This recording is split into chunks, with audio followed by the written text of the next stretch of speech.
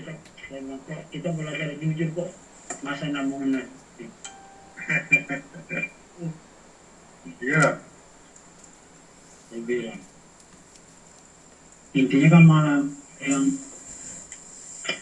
seperti mereka itu kan belum tahu hakikat maaf yang sesungguhnya. Karena Pak udah gak punya. Betul. Nah, saya bilang gini,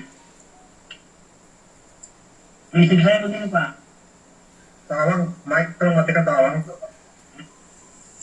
Prinsip saya begini, kalau ilmu itu dia menyampaikan dalam hal kebenaran, dia akan berlanjut, tidak akan musnah, tidak akan kusam. Tapi kalau dia menyampaikan ilmu itu hanya pakai sesuatu, titik, tidak akan bertahan lama. Itu cuma saya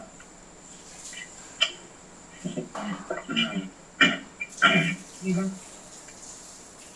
artinya, maka saya bilang gini sama rekan-rekan, kita belajar ilmu Tuhan ini kan Tuhan itu beradab, Tuhan itu masih bagaimana kita menjalankan apa yang kita akan. Sebentar Pak. Sebentar Pak. Suaranya menggema. Tolong itu mic-nya kalah kencet. Mic-nya mati nyala tolong. Saya bilang sehingga marilah kita belajar. Pertama kita belajar itu harus belajar menerima pahit dulu. Ya, kalau kita belajar menerima pahit, ke depan kita akan mendapatkan manis. Seperti malam ini saya sampaikan, saya ambil filosofi, filsafat, ibarat kata itu kalau kita mau makan tebu jangan dari bawah. Emang awalnya bawah itu manis, semakin ke atas semakin hambar. Nah, kalau semakin atas semakin hambar, itu akan timbul tidak ada rasa enak dan segala macam. Tetapi kalau kita mulai makan tebu itu dari ujung, awalnya tidak berasa, sampai ke bawah akan terasa. Apa artinya sebentar? Ini itu sama tadi. Kita belajar ilmunya harus belajar menerima pahit dulu. Ya, pahit. Banyak orang tidak mau menerima tentang kepahitan itu, sehingga dia itu sebentar. Ini malah ini bagaimana sih hakikat maafnya hakiki sebenarnya. Dari awal saya sudah bilang banyak sering saya nonton YouTube.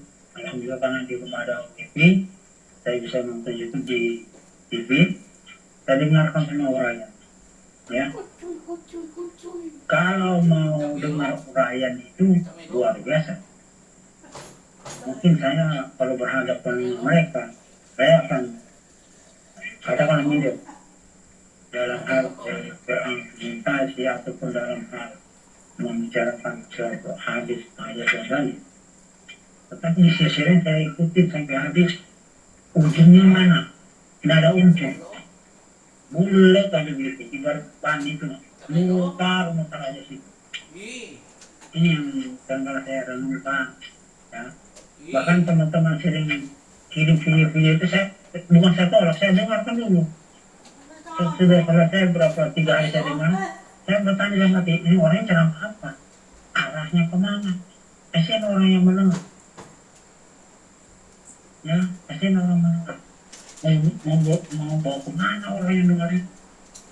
Nah, ini sebentar. Tauhid yang hakiki itu sangat sulit. Tidak gampang kita belajar tauhid. Tidak gampang. Bahkan saya sendiri hampir mundur. Karena tauhid ini luar biasa. Tidak semudah apa yang kita bayangkan, tidak semudah apa yang kita inginkan. Itu sebentar. Karena kalau tauhid yang sulit, saya bilang tadi, dia tidak akan hipnotis dengan kata yang katakan sebentar harus begini harus begitu, tidak. Kalau hakikat tauhid yang full itu, dia kalau tetap apapun yang terjadi dia tidak akan berubah. Inilah yang harus kita yang kita renungkan. Tauhid itu kan bersangkut paut dengan iman.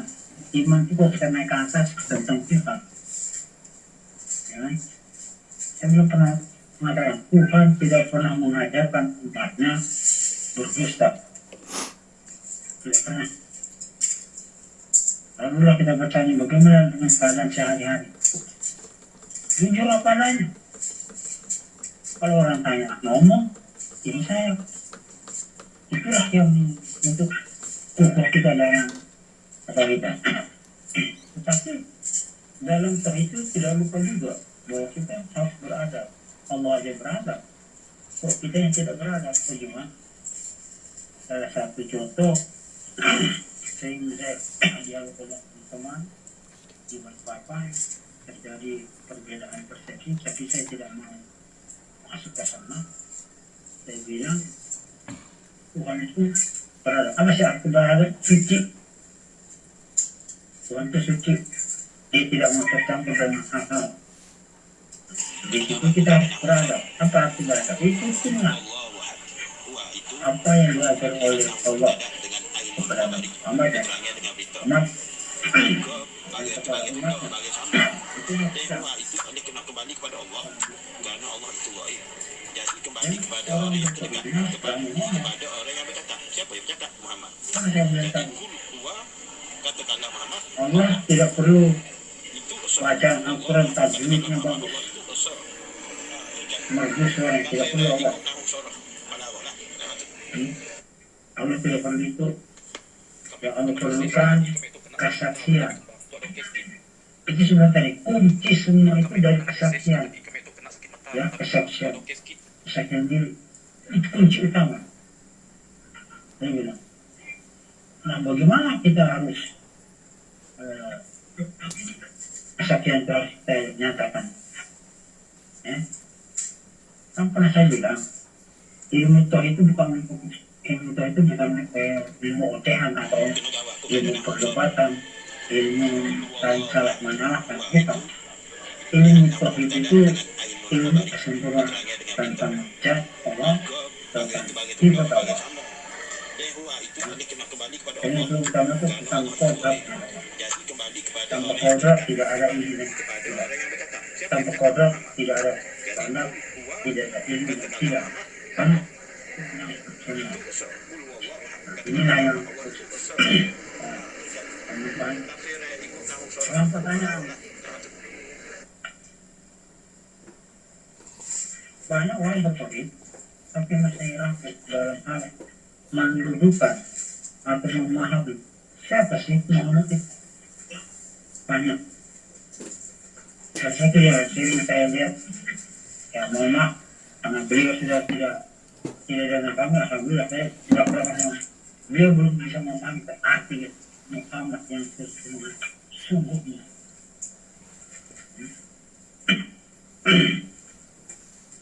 Yang benar.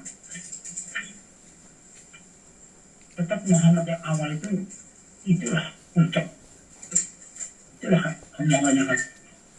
Lalu lah dia bersemayam atau dia bersembunyi kepada yang bernama Nabi Muhammad. Karena Nabi Muhammad itu mengandung rahasia. Apa sih yang dikandung rahasia oleh Allah? Oleh Muhammad tentang rahasia Allah, tentang pengenalan diri itu ada zahir atau batin. Bagaimana zahir ini bisa menjadi batin?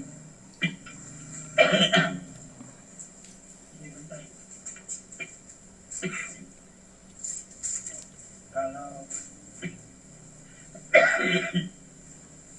batin sudah menjadi, jangan lagi cari batin.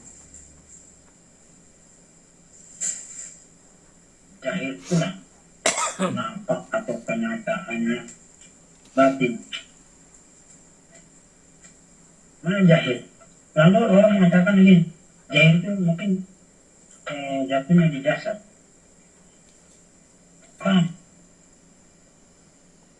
arti jahil itu terkalam, jahil.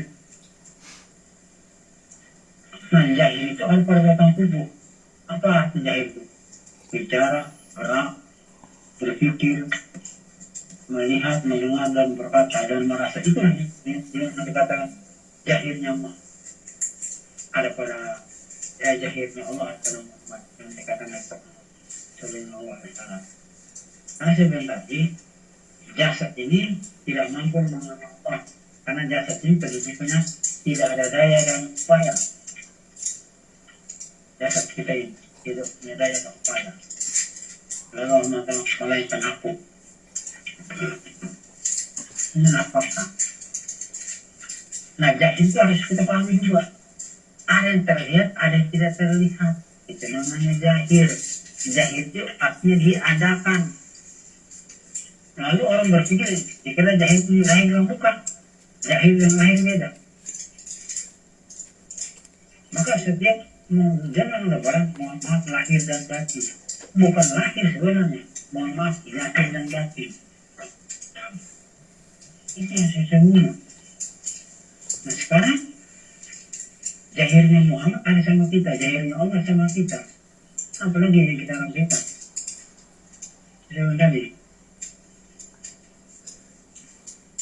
Kalau kemarin malam saya dialog Nabi, saya bilang apa Nabi? Allah Ta'ala itu suka dangdut, suka rock, suka keroncong, suka disco, suka baby suka dia. Allah Ta'ala itu dia mau berjahit kemana pun bisa. Siapa yang melarang dia punya hak? Dia mau terjahit ke binatang bisa, terjahit ke pohon bisa, terjahit ke manusia bisa, terjahit ke batu bisa. Memang dia kuat, dia punya kuasa, tak bisa melarang. Tapi yang bisa melarang.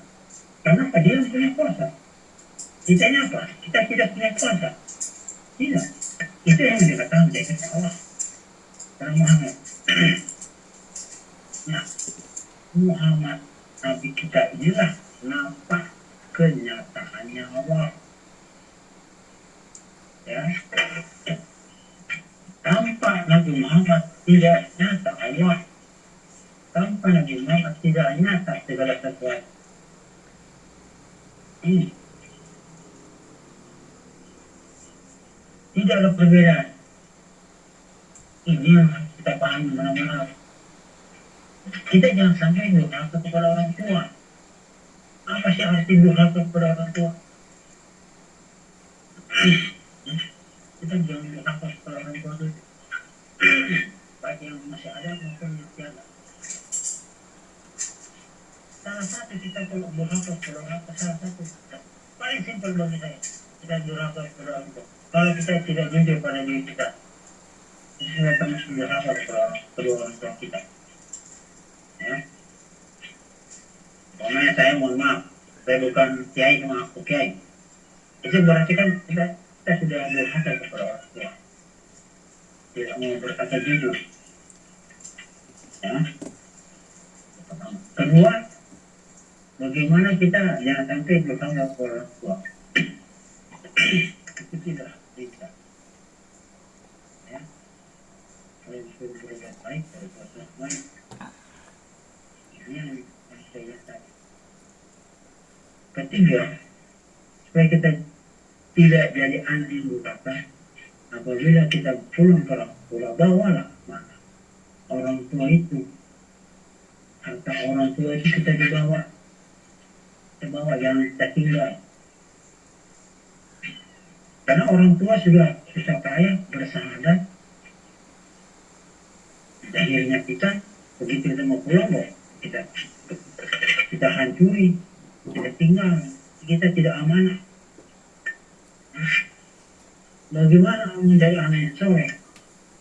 Anak yang soleh itu bukan taat 5 waktu sholat, bukan saat dia beribadah atau berpuasa, berzakat, bukan situ letaknya, bukan. Yang dikatakan anak yang soleh itu yang bisa menjaga amanahnya orang tua, merawat amanah tua, itu dikatakan soleh. Coba renung baik-baik. Kadang-kadang kita sebagai umat Islam, termasuk saya dulu, kalau mendengarkan orang lain begitu, rasa tertentu, rasa saya ingin mau belajar demikian. Tapi lama-lama saya pelajari dalam enggak, ternyata Allah bukan mahal. Yang Allah yang Allah inginkan kan itu. Saya apapun kita bertakwa, merdu bagaimanapun Tuhan kita. Pada titik terakhir kita berpulang ke Allah itu tidak berlaku semua, tidak berlaku juga, tidak bisa. Apalagi nafas itu sudah atau itu sudah di kerongkongan sini, nggak bisa lagi tajwidnya, bacaannya 30 juz itu hilang, mundur. Nah, jadi Al-Quran surat itu tidak berlaku. Yang tersisa Al-Quran tafsirat dan Al-Quran tahayat. Dua hal inilah yang bisa menyelamatkan kita. Ini harus betul-betul kita pahami. Jangan sampai kita mudah mendengarkan segala sesuatu langsung kita terbawa. Sekali-sekali kita keras bisa kok. Sekali-sekali kita keras dalam artian meneguhkan. Kayak tadi. Kalau Bapak tidak pakai masker tadi ya, oh ada.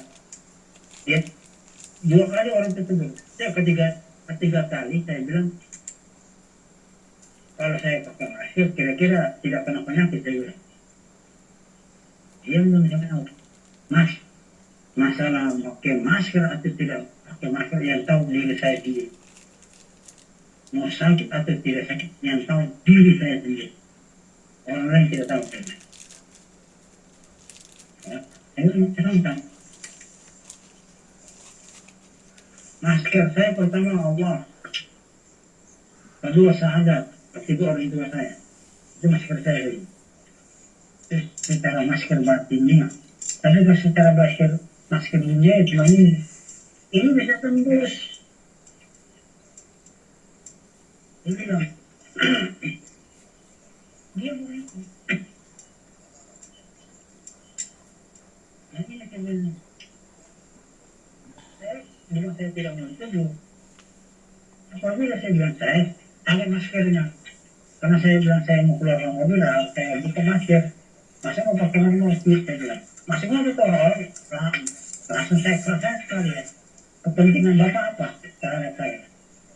Saya pakai masker belum tentu saya masuk surga. Saya lepas masker belum tentu saya masuk neraka. Saya gitu aja tadi. Saya bilang. Yang tadi tak saya. Nah sendirinya. Saya bilang. Kamu saya bilang. Kita harus tegas kemarin. Tegas dalam arti memberi penjelasan itu. Kenapa saya bilang tadi? Ini masalah gimana?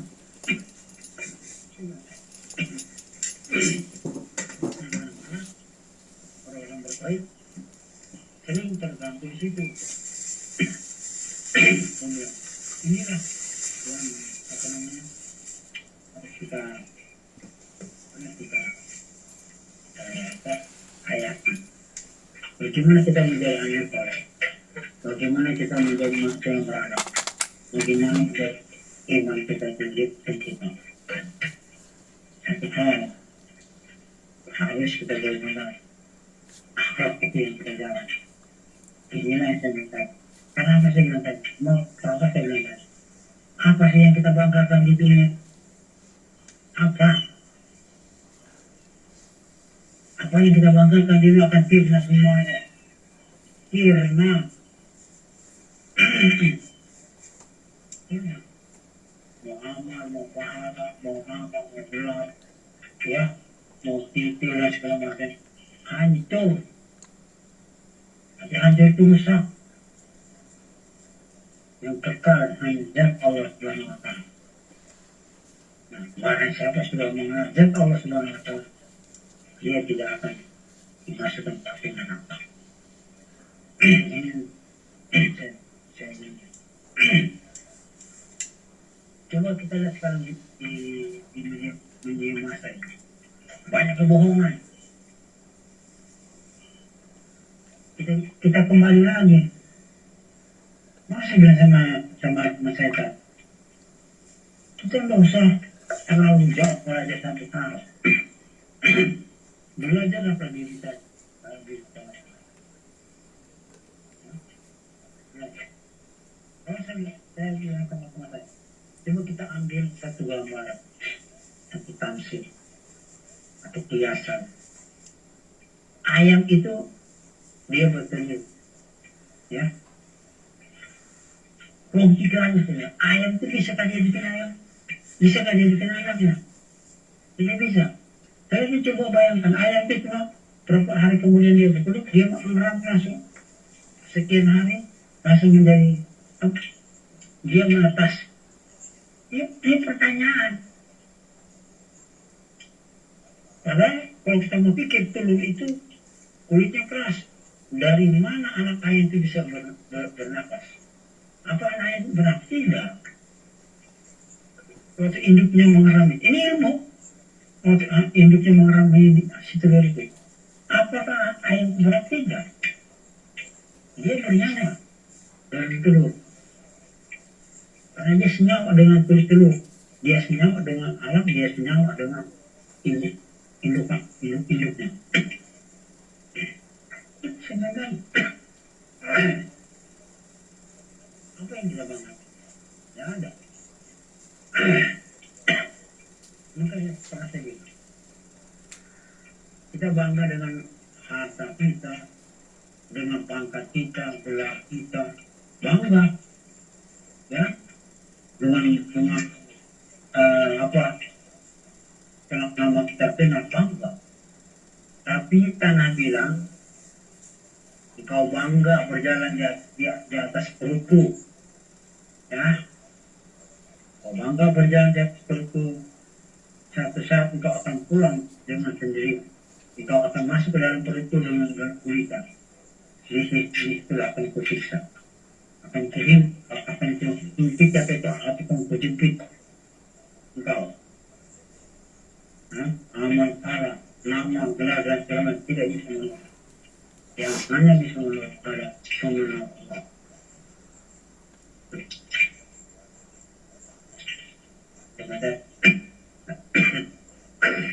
Lalu kita bertanya, apakah orang tua tidak bisa kaya? Bisa pasti, bisa. Bahkan uang yang dia ratusan triliun tidak ada masalah. Tetapi itu jangan kita banggakan. Harta yang kita cari dari remaja sampai kita setua, itu jadikanlah itu amanah Allah, supaya kita tidak merasa sombong. Itu yang kuncinya situ. Biar kita mobil sampai 100, nggak masalah.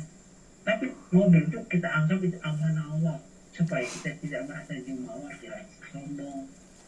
Sama juga kita orang berilmu, jangan merasa beriman, merasa sombong. Karena merasa, saya dituakan, saya diangkat jadi guru, harus murid yang harus datang pulang atau sebalik. Salah itu. Tetapi tidak sesuai dengan ajaran Nabi Muhammad. Ilmu yang bersiap kemana-mana keliling negara. Terbukti.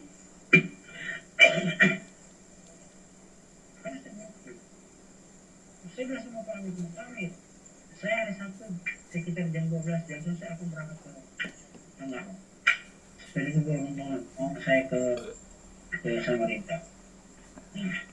Lalu Pak Amit cerita, saya ditanyakan aja, Pak Rahman, saya sanksi dengan gelarnya Malaysia Asagak.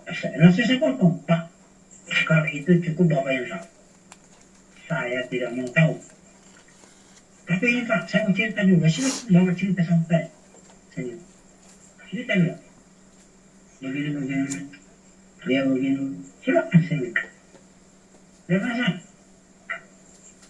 Bahkan dia bertanya lagi. Bapak masih di Pak Ismail bertanya kepada Pak Hamid, apa sih berjalan Pak Hamid? Sini. Baru Pak Hamid ngomong. Sebelum saya cerita, saya sudah tahu cerita. Nah, disitulah Pak Amir kaget. Saya bilang, kalau saya sama dia tetap berteman. Tapi kalau masalah akidah, saya tidak pernah mengajarkan neko-neko.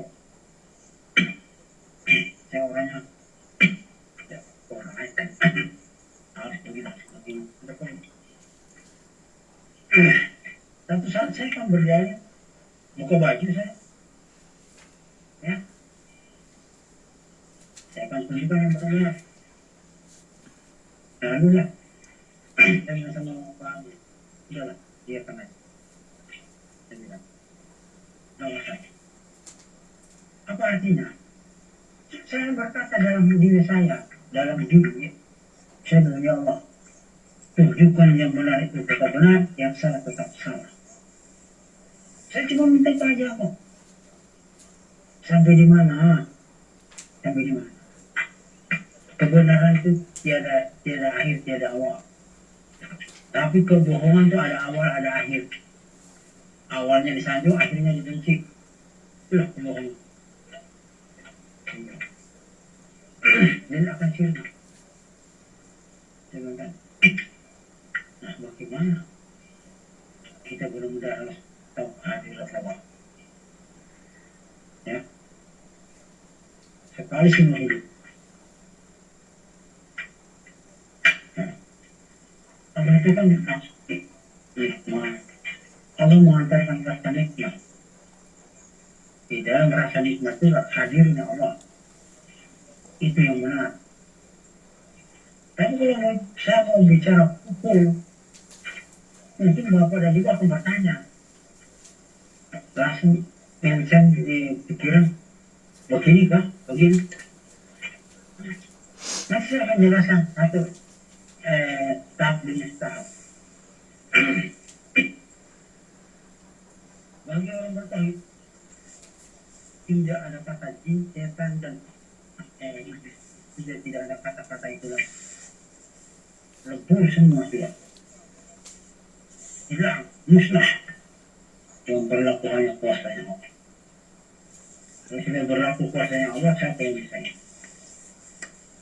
Jangan kita bicara tentang Muhammad, jangan kita bicara tentang Allah. Kalau belum kita mengadakan perjumpaan dengan Allah, dengan Muhammad, ya, Allah dan Muhammad itu jangan dicari, cukup dipahami, dirasakan.